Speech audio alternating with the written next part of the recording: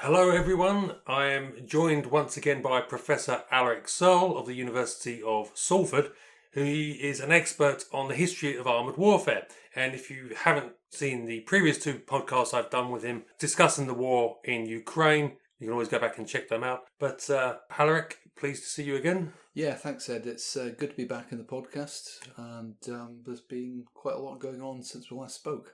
There has indeed. So obviously things are going not so well for the Russians now, against our earlier predictions at the beginning of the war. I should point out, actually, this is day 229, 228. So I'm recording this on the 9th of October. So I will probably release on the 10th of October for reference, because the way things are going, anything could happen in the next 24 hours between recording and release. Just want to put that caveat in. Yeah, and we're a day after the damage to the bridge. Yes. The Kerch bridge, I suppose we'd call it. Yes, which is a very interesting development. Yeah, which we'll definitely come and talk to. Yeah. I mean, it's I think anybody who's gone through this and has attempted any comments on it ought to have learned, if they didn't know properly beforehand, that making predictions is kind of a fool's game.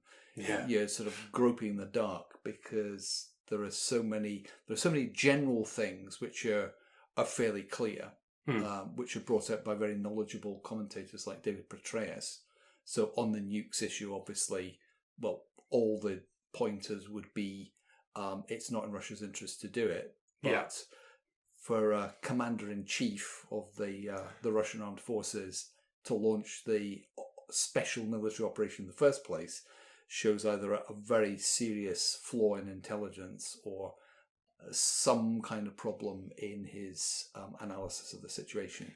So making predictions on issues like will Russia use tactical nuclear weapons is a very dangerous game to play. Indeed. Yeah, I think we have to try and use history to work out what might happen, but there are always multiple scenarios which could play out.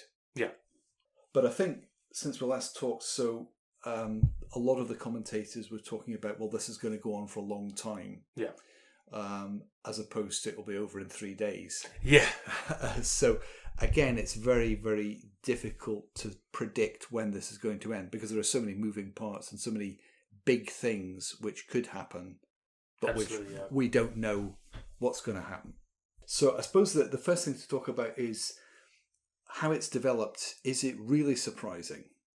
I don't know. What's your impression, Ed? I say, obviously, I think most observers before, got it wrong, and how well the Ukrainians would do. And they just continue to excel, I would say. Obviously, there's the benefit of some high-tech weaponry, but that's to actually, I think, undermine the sheer competence that the Ukrainians are displaying. And I think if there's going to be one thing that's worth studying after this war, it's the reformation of the Ukrainian military between 2014 and 2022, which also the sheer ineptitude, I suppose, or the state of the Ukrainian military in 2014 was very much the spark for this invasion, and it was obviously the root of the intelligence failure that happened with the Russians and in their strategic calculations. Yeah, and I think what's interesting about this, having had conversations with people that know the region, shall we say, the impression I've got is that in 2014, the Ukrainian military was very much like the Russians in terms of Soviet practices, cumbersome Soviet methods. Yeah. So trying to work out when the improvement has kicked in. What I would suspect is Western training has certainly assisted at the lower levels. Basic battlefield medical procedures, basic tactics, employment of weapons.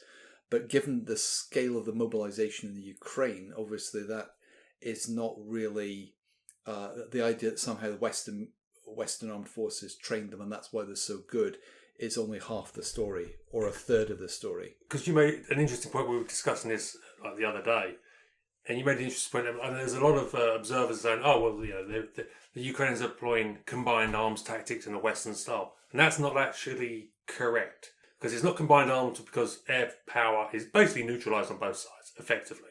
But actually, you said a lot of the tactics the Ukrainians seem to be using are old Soviet-style tactics, just employed correctly. It's interesting. So, first of all, just the staff work, I think, has got to be a critical part of this. I don't know how many Ukrainian officers have been to Western military academies. There must have been quite a few. So, basic staff work at the lower levels must be functioning at least a little bit better than the Russians. Yeah. Obviously, in terms of the Ukrainian general staff, that is working very, very well. Yeah. So what I suspect, using historical knowledge, if you look at the offensive, first of all, operationally, so applying pressure in the south and then switching the effort to the east, where they had a really spectacular campaign, cleared a huge amount of territory. That was very, very clever, and that's something which has got to have been planned carefully at the general staff level. Absolutely, yeah. What's been interesting is the causes of the advances in the east.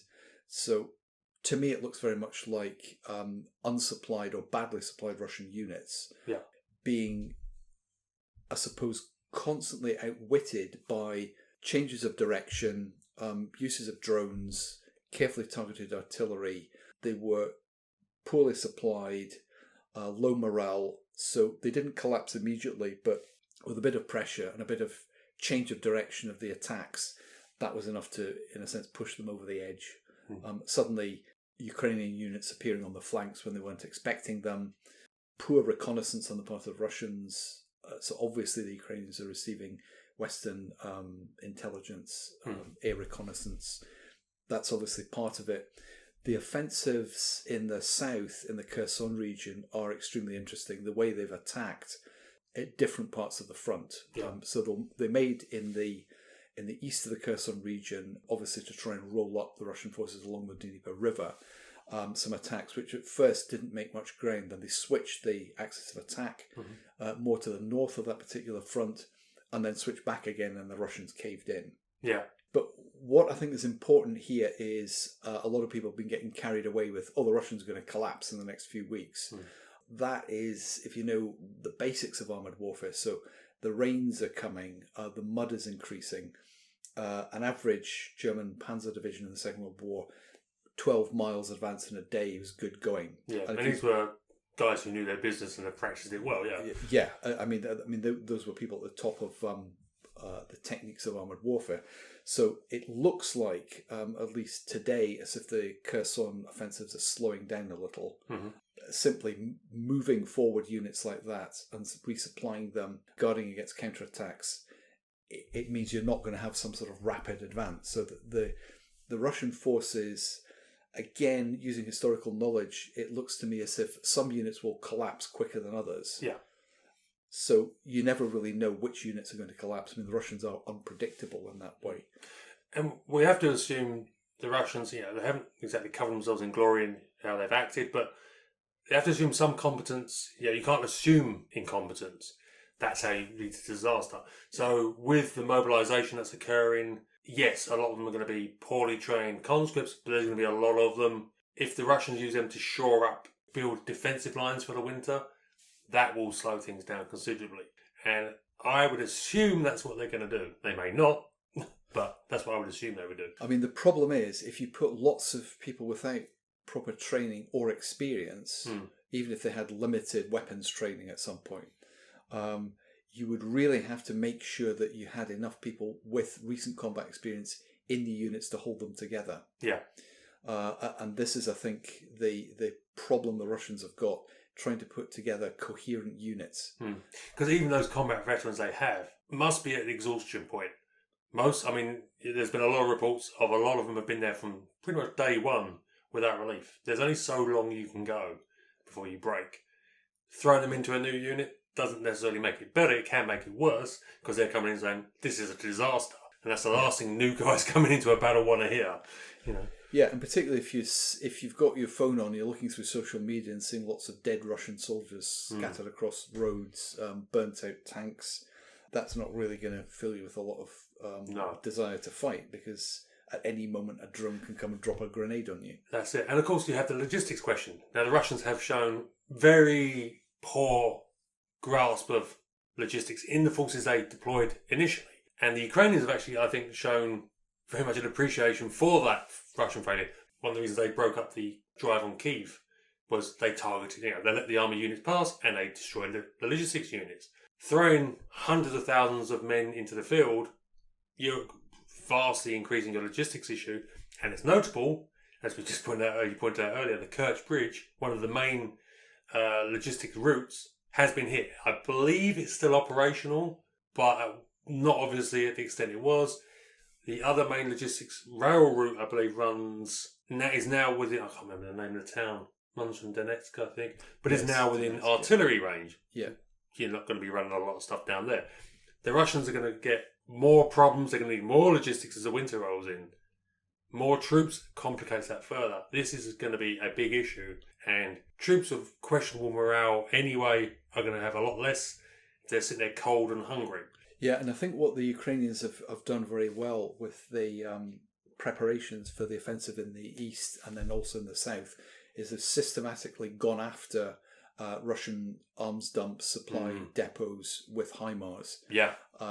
And that shows to me a level of sophistication in general staff planning. Yeah. Not launching wild attacks. And the intel being supplied. Yeah. I mean, the interesting thing about this conflict is there's bits and pieces coming out in social media of video clips. Mm-hmm. And the question is, how do you interpret these? So there's a couple which struck me as being quite instructive. The first one I saw was Russian prisoners, a rag bag of individuals. I think there's about 6 of them kneeling down with their hands up and being shouted at by Ukrainians saying, okay, who does Crimea belong to? And they had to answer in unison, Ukraine. Yeah. That looks to me realistic. Yeah. And particularly the state of the Russian prisoners. They look bedraggled, wet, hungry. They look like they've been stuck in trenches and not supplied properly. Yeah. Okay, you can't base assertions on just one group of people, perhaps, yeah. But the fact that they look like that chimes with various other reports which are coming in from all kinds of different directions. Yeah. So semi-starving Russian troops not being supplied properly, running out of ammunition. If you look at the size of the front, the length of the front, obviously supplies are not going to get through to every unit. So you're going to have units which are isolated, and then it might not take that much to get them to surrender. And there's also complicated. There's a lot of reports of partisan action. Now, again, this is one I was actually linking into what you said about that information quality. Just because it's reported doesn't necessarily mean it's true. Doesn't mean it's untrue.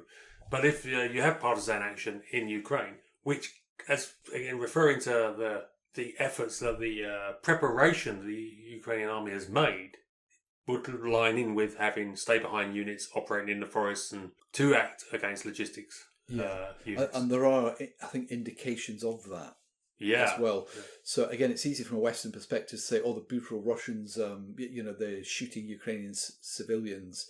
Often these kinds of atrocities, if you like, happen when troops are nervous and don't know if somebody's about to pop up behind them. They're in Indian country, as the old saying is, and perhaps information being passed of this as to the locations, then a drone appears and drops some grenades, or there's an artillery strike. Yeah.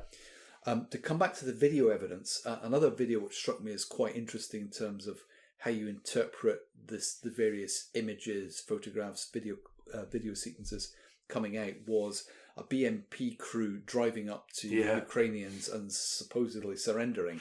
Yeah. The various things about that which suggest it might have been staged. Yeah, it was very clean cut, I suppose you say. How convenient, yeah. Why was the camera, why was a high quality camera there at that particular time?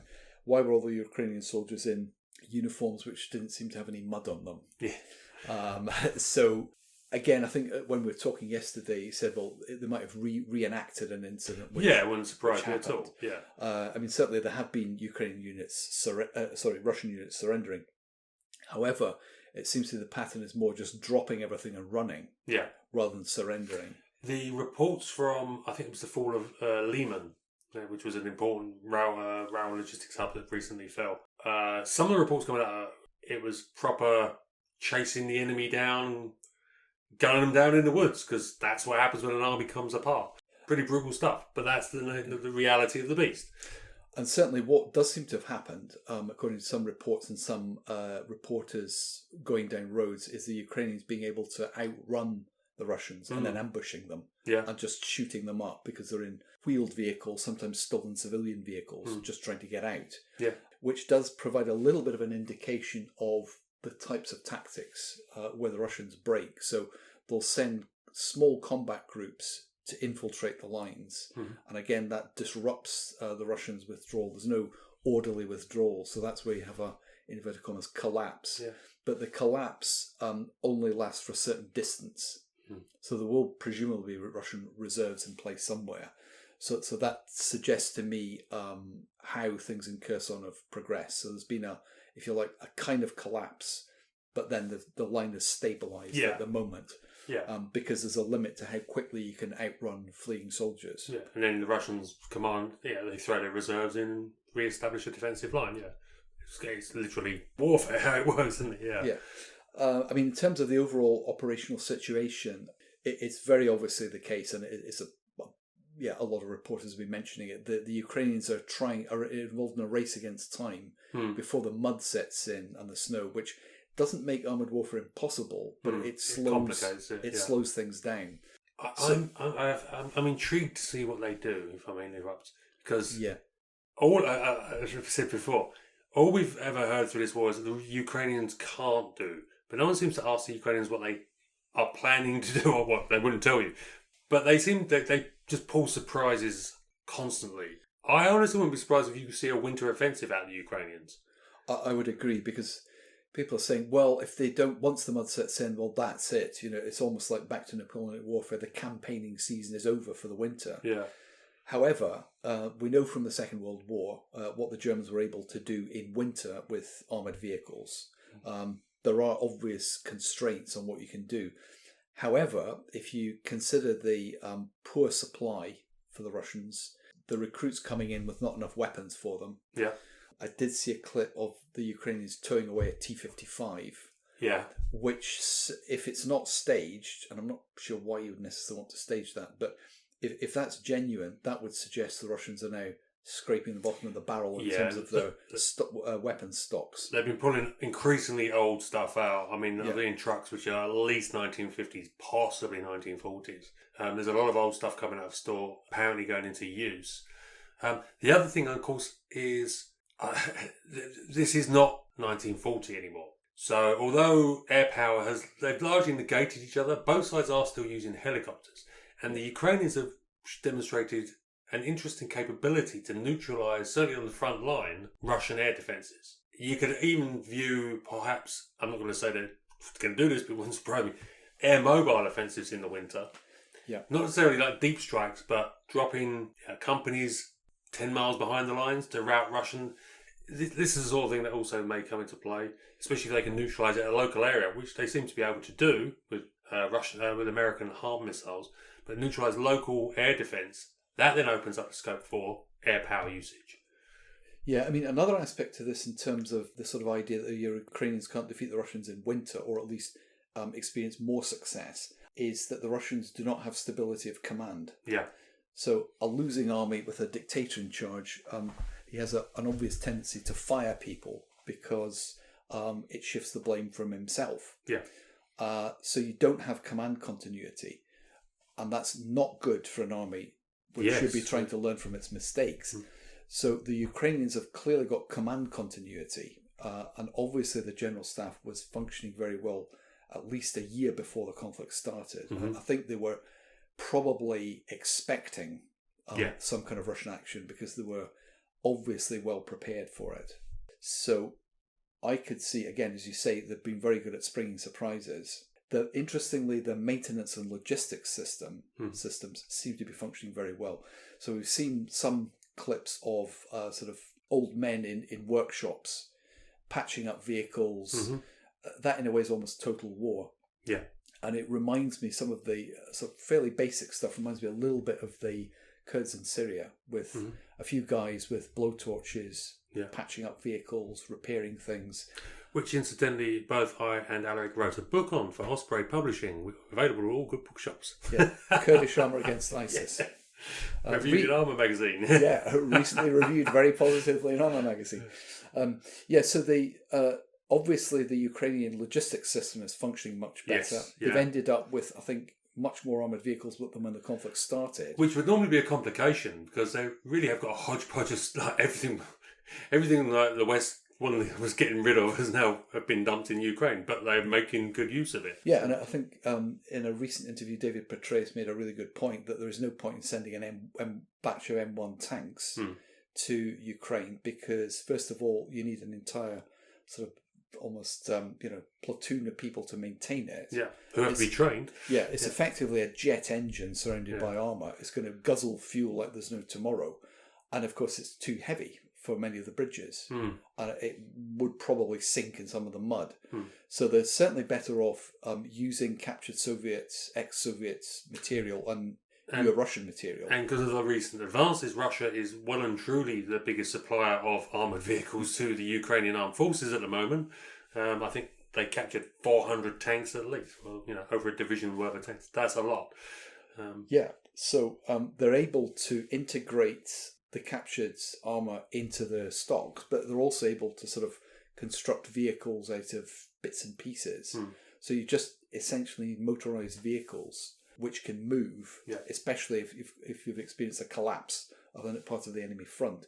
So again, I wouldn't expect them to have completely routed the Russians before the onset of winter. On the other hand, I think they will have them in a really difficult, tricky position. Yeah. And again, there's so many imponderables like what effect the actual Russian mobilisation will have on Russia's warfighting ability. It may even be detrimental, certainly in terms of the manpower loss from the guys who've left and those who've been withdrawn from industry. And will they be worth their weight in the field? And that is kind of an unknown. I suspect no, but I might be wrong. I mean, in terms of I think in one of the earlier videos I said that, Kherson is going to be a critically important region. Yeah. You could almost say war deciding. Yeah. In terms of the Russians deciding to give up. I mean, we'll come to that later. But if they can retake Kherson, the city and the region, then they've got much better protection for Odessa. If you're Ukrainians and you lose Odessa, it's almost like, it's time to sue for peace now. Yeah, because you're in severe difficulty for the future. I think the big question everyone's asking is, people will ask it, I'm pretty sure the Ukrainians are playing. They want Crimea back. They want it all back. They want the Russians gone. Yeah. And I think they've got their blood in their eyes, they say, and they're going for it. That's what their goal is, and they think they can achieve it. Yeah, I mean, I would, if I was in charge in Ukraine, I would maybe hesitate at Crimea because that might be a humiliation too far for Putin. Again, it depends whether he survives or not. But I think just to round off what we're talking about in terms of Ukrainian armoured tactics, they do seem to be using some of the late Second World War techniques. There was something called hunting tongues, so basically small groups of vehicles. Soviet tactic, Red Army tactic. Red Army, sorry. Yeah. I'm a bit... Sort of, pedantic, okay. Pedantic on that. The Soviet Army was founded in 1946. Up until then, it's there's plenty of people Army. Who watch my videos will appreciate your attention to detail. Yeah, precision in the use of language and terms. You're never going to make it on YouTube. Right, yeah. Well, try my best. So the hunting tongues idea is if you have a wobbly front line in front of you, you'll send a small group of armoured vehicles to find out where the weak points are. Yeah. And that does seem to be the kind of thing that they're doing. It looks in some places almost Second World War like, where you have infantry riding on tanks, which is a dangerous business. Yeah, very casualty intensive. But obviously, if you don't have enough armoured vehicles, then it's what you have to do. So it's the Western commentators are talking about they've mastered combined arms warfare. Which strikes me as being maybe a little bit inaccurate. How I would describe it is they've adapted the tactics to the material they've got, the advantages they've got in terms of aerial reconnaissance, use of drones. They've almost created almost a style of warfare suited to the conditions and suited to the enemy that they're facing. Which is smart. Yeah. Don't fight a style of warfare that other people think you should if you can't. Yeah, it's eminently logical. Yeah, and it would seem to reinforce my interpretation that the general staff work at the centre is very, very good. Yeah. Because you can't pull off that kind of thing without having some kind of centralised instruction. Absolutely. Even if it's very general. It also shows a great amount of, I'd say quite a lot of low-level initiative. So certainly at battalion level, but probably lower down where commanders have to be able to seize the opportunity and go for it when they see it. And that was always one of the criticisms aimed at this old Soviet army, which is how rigid they were. And I think that's probably likely what we've seen in the Russian army generally. They seem, because there's, I can't remember which town it is, one of the towns they're desperately trying to take. It's the one place they're still attacking. And the Ukrainians are baffled. I have to look it up, I can't remember which town it is. But they keep just throwing themselves at it and getting smashed. Well, you're not learning, you're not adapting, you're just throwing away bodies. Interesting has been the role of the Wagner Group in the opening of the offensive. Again, I'm not sure about the accuracy of some of the information, but it does seem to be the case that the early gains they made in the south, so managing to capture the city of Kherson, was down to the Wagner Group.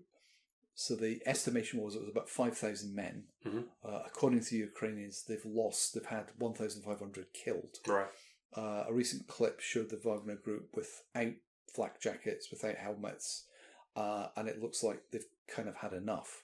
The fact that the Russians put sort of emphasis on the Wagner Group, it might have been a response to the Azov battalion, right? Yeah, which threw them the Russians out of Mariupol in 2014. Yeah, realised, well, with the sort of ropey army we've got, we need a sort of special unit. Yeah, and the fact that they've managed to grind down the Wagner Group to the extent that the morale is suffering shows to me that they're almost sort of pushing towards a tipping point in terms of the degrading of Russian morale. So maybe we can just touch on the bridge issue. Kerch Bridge. Okay, well, last I checked, obviously there has been an explosion on the Kerch Bridge. Both the road and the rail sections have experienced damage. The rail section from a burning fuel train. On the road side, one of the spans was dropped. The other one is currently in use. I don't know how much weight they're daring to put on it. I would not want to run a tank across it. No. Probably not even a truck either, but they believe to use it. And I believe there are 2 rail tracks and the other one's in use as well. So it's been...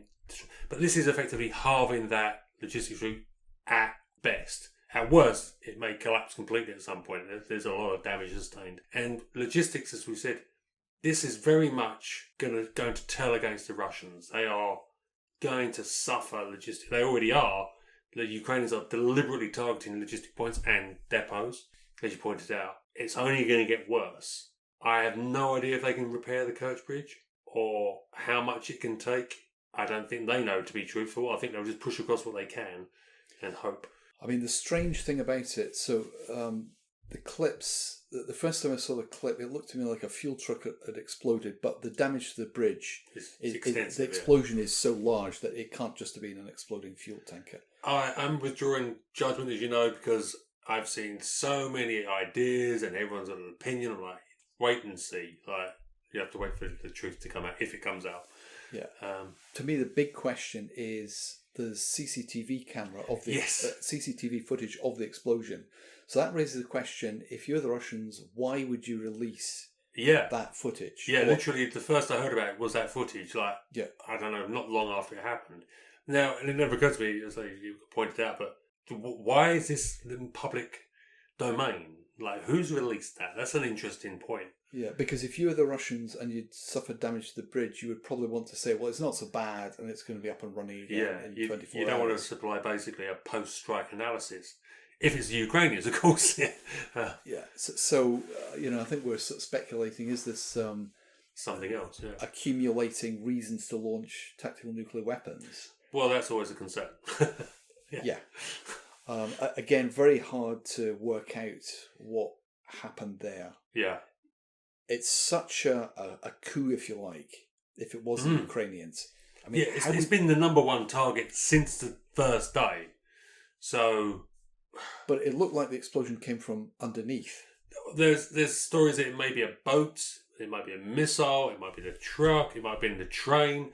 Honestly, and that's why I'm withdrawing. I'm withholding any assessment because I don't know. I'm not a structural engineer or an explosives expert. And I don't think even those guys would be happy given an assessment on what's available. It's interesting. We talked about it earlier ourselves, but if it was the Ukrainians, it shows a remarkable capability. Yeah. If it's not the Ukrainians, and if it's, say, the Russians, just saying, that raises a whole other bunch of questions. As in, well, why, who? But this is it. Again, we are literally shooting in the dark here. Yeah. All we can say is something happened, the bridge has suffered damage, and that will be a major crimp in Russia's military plans. Yeah, and I think it does underscore the importance of not making any definitive statements, just saying, well, there's a number of things which could be here. So if we kind of sum up and say, right, okay, Putin, use of nuclear weapons, Putin's errors. So if we begin with Putin's strategic errors, I would say there are two massive strategic errors. The first one was thinking he could actually take over the whole of Ukraine and launching an all-out offensive. If he'd concentrated his forces and just simply tried to take over Donetsk and Luhansk, and basically put a huge defence in depth around them and say, right, we're annexing them, he probably would have got away with it. Yeah, I think the West wouldn't have been willing to do what they've done now, simply for those two republics to say, well, we'll have to write them off and it's terrible, we'll condemn it in the UN. But pretty much happened already, to be fair. And this is it. I mean, and this is.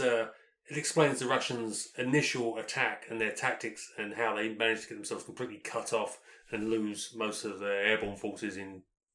They literally thought they were walking in. That was number one mistake. And it's a case of this believed pre-war hype about the Russian army, and it's apparent that the Russians did, and certainly Putin did, which is why they thought they could play it this way. Yeah, well, Putin did, I think, as much for ideological reasons. So he thought, well, the Russians are superior to the Ukrainians. The Ukrainians aren't a real nation. There was a mixture of that belongs to us and contempt for the Ukrainians. There is I forgot what it is, but there's a derogatory word for Ukrainians in Russians. Yeah. Like, some people might call Irish paddies or whatever. It's that in that kind of style. Yeah. Probably a bit worse. So that's mistake number one, which is a massive one. Yeah. And obviously reinforced by his inability to admit he's made a mistake. Yeah. And it's everybody else's fault apart from him. Yeah. So he hasn't been able to adjust to the situation, which is what obviously makes it very dangerous with nukes. To me, the second massive error was the mobilisation call-up. Yeah. And that's an interesting one because huge numbers of Russians, the educated ones, have left the country. Yeah. So they may end up in opposition groups abroad. Possibly. There doesn't seem to be any indication at the moment. But, the war, if the war goes on, there's all kinds of things which could happen. Calling up people when you don't have enough weapons for them. So protests by some of them, I'm not healthy enough to go to war. Yeah. There aren't enough weapons. The weapons we are getting are rusting and old stocks. That, if you like, the ripple effects of that could be very interesting. And then just flipping back to what we're saying, you can't rule it out that the Kerch Bridge wasn't disaffected parts of the Russian military. There's an interesting hypothesis, yeah. Yeah. So if we think about Russian history over the last, say, 100, 150 years, or even just the 20th century, so who is most likely to say, right, it's time to get rid of Putin? Probably the military. Yeah. Particularly if they see their army being taken apart and basically humiliated. At some point, someone is going to say, well, Putin is going to wreck the country or wreck the army and the country. That might be most concerned about the army and the country sort of follows on from that. You could see some officers who've been sacked saying, right, this is just too much. Yeah. We have to get rid of Putin. How that would play out, the sort of classic coup type of scenario might be quite difficult with the FSB and the police, who are probably very loyal to Putin, at the moment anyway. If their own sons start getting killed, it could change. Yeah. So something like in the Kherson region, if, say, there's a huge pocket created and 15,000 Russian soldiers surrounded, and it's a huge humiliation, or Putin giving sort of fight to the last man, Stalingrad type orders, those things could push things in that direction. An interesting historical perspective might be how did the Tsarist regime collapse? Yeah. The army basically mutinied because it had enough of being slaughtered. The whole management of weapons system had broken down. They'd taken heavy casualties in 1916. So I could see a situation where, we've already seen attacks on mobilisation officers. Yeah. Recruits hitting officers in the face. Well, there's at least one murder. Yeah. Yeah. So all those things, again, if you end up with a perfect storm of a huge pocket of Russian troops trapped, and then Putin says, well, tough luck, that's war. There's a whole range of things which, if they all fall together in the right order, might well be enough to produce, mass protests, which the police can't control, soldiers rebelling, maybe mass surrender. Although if there's a Russian soldier, I might not feel too confident about that. Yeah. Given the damage they've caused to Ukrainian infrastructure and deaths of civilians. I think that's what the Ukrainians have sort of very much been pushing. So you talked about the information war. Well, I touched on it earlier. That's, I think, and then that video of the surrender. I think that's the Ukrainians making a point of, give up. Yeah. You're not going to be harmed. Give up. Yeah. I think they're hoping they can instigate that collapse within the Russian army, because these guys, most of them have got to be standing there. What am I doing here? Yeah, and again, I think that you end up with a tipping point where if a handful of people surrender, then it can spread very quickly. Oh, absolutely, yeah. And it can just sweep through a particular area. I would imagine the Russians are aware of the danger of this happening. Yeah. So if there's concentrations of troops, it might be like the old Red Army system. There's somebody behind you with a pistol. If you retreat, you get a bullet in the back of the head. Yeah. Between the eyes. That's a possibility. It is difficult to know which way it's going to go. Or is it impossible, effectively? The Ukrainians will continue to pile on the pressure. They're on the winning streak now, and they know it. I suppose another relevant question is, what happens if they do have a major setback? How well they take it? I suspect they'd bounce back. This is not Germany invading the Soviet Union. They're the ones who are fighting for their homes. Yeah. So they're not going to stop fighting. And that's one of the things that I see certain people, certain elements talking about the West bringing pressure onto Ukraine for talks. I don't see the Ukrainians being interested in talking. You can say, okay, we're going to cut off the supplies of weapons. Okay, fine, we'll just fight with what we got. I don't see them giving up. And I don't blame them, to be honest. Yeah, this raises the whole question of how's Putin going to react? He doesn't like being defeated. So making the error he's made, massive error of this mass mobilisation, or sort of half-baked mobilisation, and there'd be no preparation for it. There'd be nothing in place. Just demanding that it happen. Yeah. Suggests somebody to me who's really lost a grip on reality. The film of him celebrating the 4 new republics that had moved into Russian, his sort of inane grin. To me, how could you be grinning in that situation? Yeah. He does seem to have lost touch with reality. And if you simply surround yourself with yes men, then at some point you're not going to be told the truth, and you're going to sort of drift away from what's actually possible. Yeah.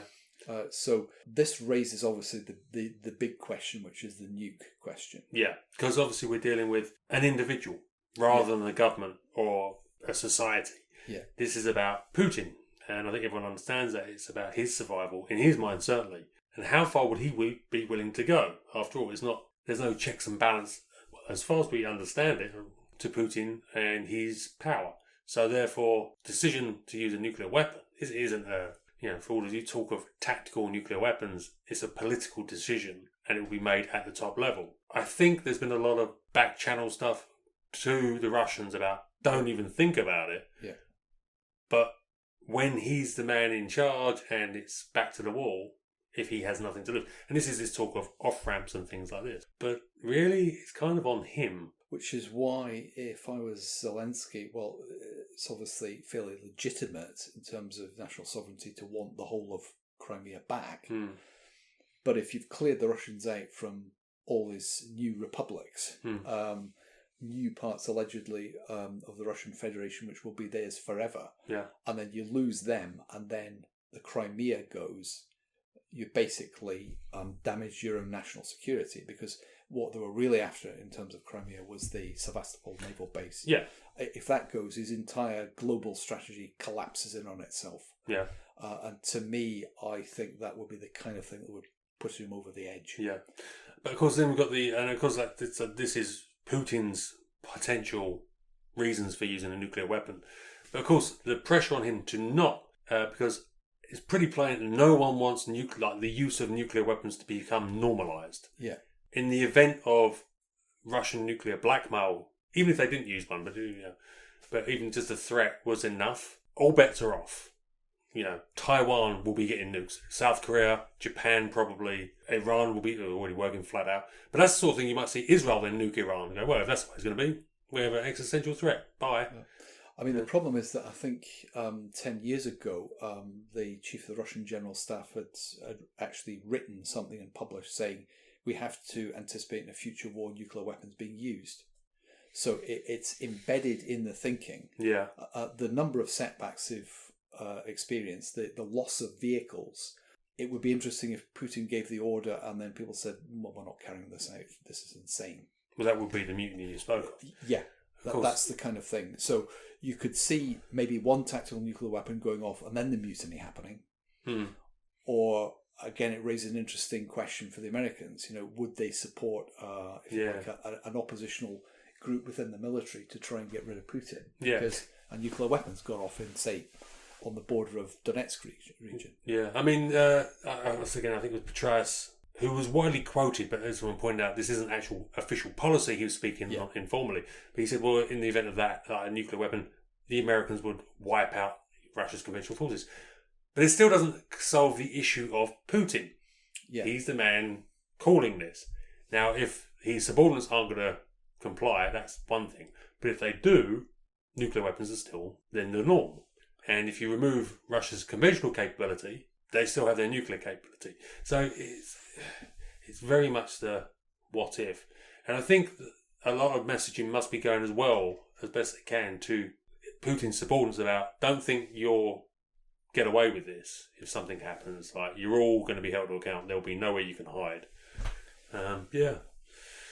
Nuclear deterrence, wonderful thing. Yeah, I mean, I think in the first podcast we did, I said that the one thing about this conflict is it's worse than the Cuban Missile Crisis. Yes, yeah. And I haven't seen any reason to change that initial opinion. Well, I could say you were quite correct there. Well done. Because that unfortunately, well done. that nuclear black cloud is still hanging over this conflict. Yeah.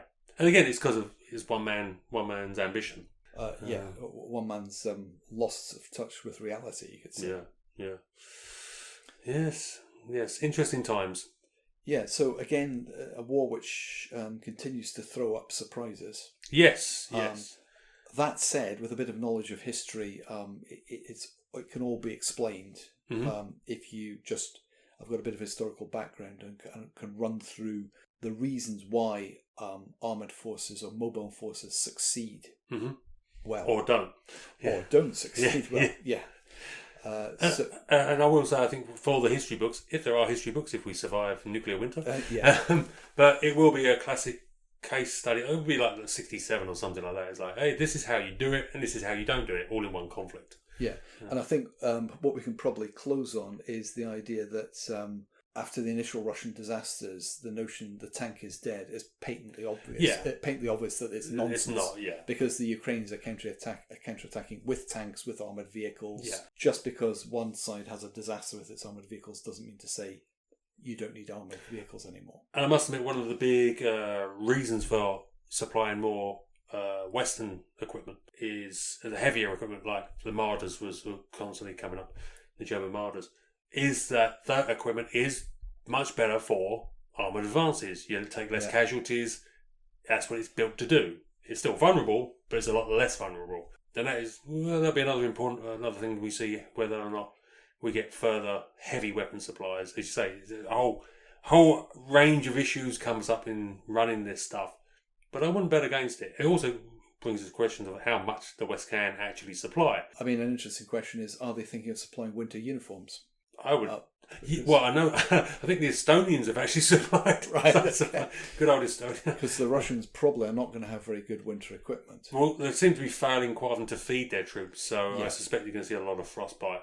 I suppose I have some sympathy for the guys in the trenches. Not a lot, but hey, Yeah. say goodbye to your toes. Right. Any other points you want to make? I think that's it. I mean, we've covered quite a lot of ground. There's been a lot of ground covered. Yeah. By Ukraine mainly. Yeah. Literally and figuratively. So I suppose probably we need to have another conversation maybe in December and possibly, yeah. We'll see how where things are we're going. at. Okay, thanks for the invite. Always good to be on the podcast. No, brilliant, Alec. Always nice to have you. Always nice to see you and have these chats. I hope everyone listening enjoyed this, and feel free to leave your comments. We will try to read as many as we can, and maybe if there's any questions, perhaps we could address them if we do another one of these podcasts in the future. Thanks very much, guys, and thank you for listening.